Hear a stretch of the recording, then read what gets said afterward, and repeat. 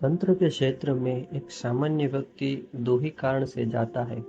एक तो वह स्वयं शत्रुओं के अभिचार से पीड़ित रहा हो, या दूसरा वह तंत्र क्षेत्र की शक्तियों के तरफ प्रबल आकर्षित। देवराज अपने चार भाई बहनों में सबसे बड़ा था। दो भाई देवराज और प्रियांश तथा दो बहन विनीता और शालिनी माता पिता और दादा दादी के साथ अपने घर में रहते थे। पिछली होलिका की बात है। रात में होलिका जलन के बाद एकाएक सबसे छोटी बहन की तबीयत खराब होने लगी। समस्या इतनी बढ़ गई कि रातों रात अस्पताल में भर्ती करवाना पड़ा। जहां सारी दुनिया अगले दिन होली मना रही थी, तो ये पूरा परिवार अस्पताल में भागा दौड़ी कर रहा था। 3 दिन तक अस्पताल में रखने के बाद छुट्टी मिल गई और शालिनी को घर लाया गया।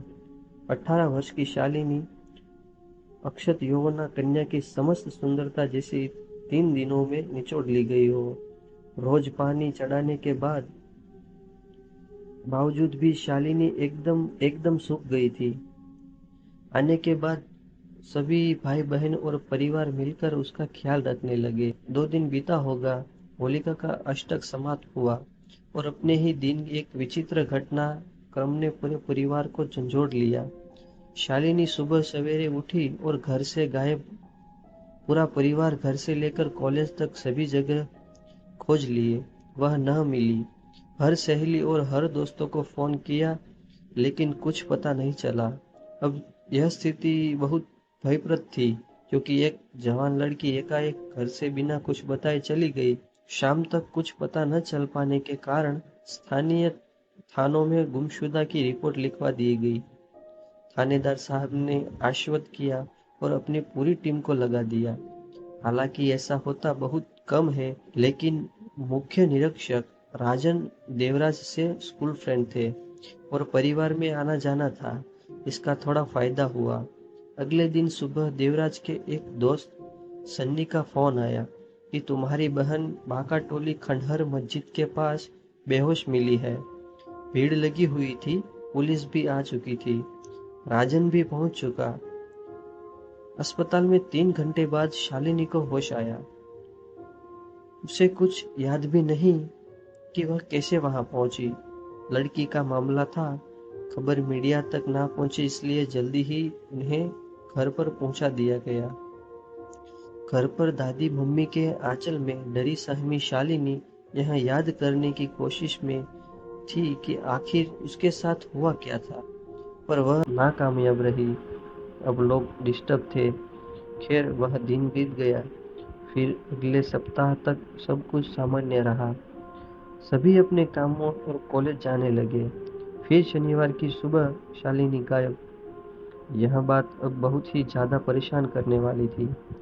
1 महीने तक इस तरह की बात होती रही। वह कभी कॉलेज जाती तो उधर से वापस नहीं आती, घर में है तो कभी कहाँ चली जाए पता ही ना चले। लेकिन खोजने पर वह संदेह उसी खंडर के पास बेहोश मिलती।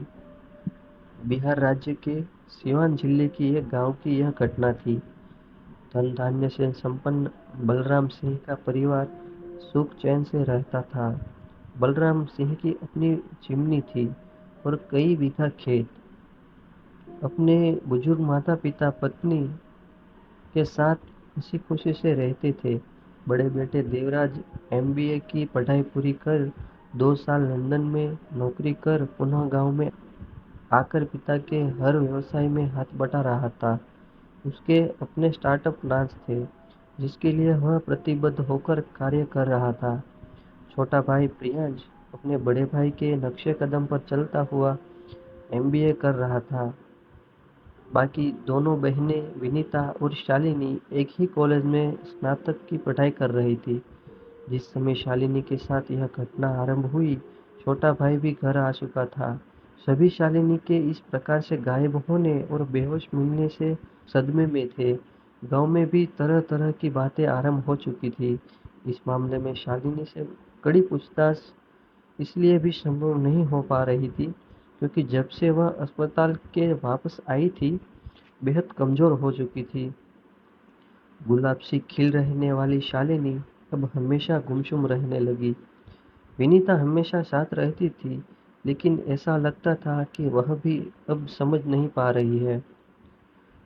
1.25 महीने बीतने को आए और इतने दिनों में 4 बार यह गायब होने की और बेहोश मिलने की घटना हो चुकी थी।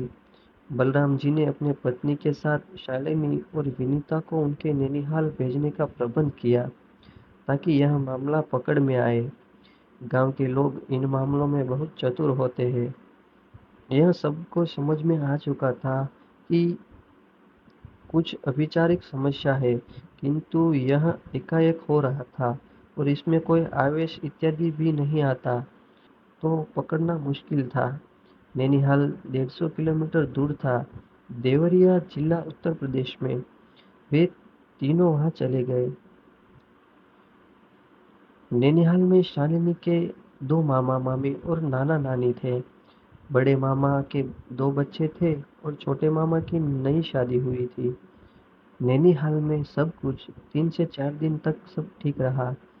सभी हंसी खुशी से बातचीत करते और दिन गुजारते। मामाओं के अपने कपड़े के मॉल थे, वे वहां व्यस्त रहते। मामियां घर संभालती। चौथे दिन दोपहर से शालिनी की तबीयत बिगड़ी और उसे बहुत तेज बुखार हुआ। बुखार में वह केवल घर जाने की जिद करती। घर पर डॉक्टर आया, सुई दवाई हुआ, पर कोई फर्क नहीं। एक ही रट की घर जाना है। रात को जब दोनों मामा घर आए, हालत बिगड़ी पड़ी थी शालिनी की। छोटे मामा लड्डू लाए थे। ऐसा लगा जैसे लड्डू की खुशबू से उसमें जान आ गई हो। शालिनी और असभ्य तरीके से झपट कर पैकेट पूरा ले लिया और सब हक्के बक्के रह गए।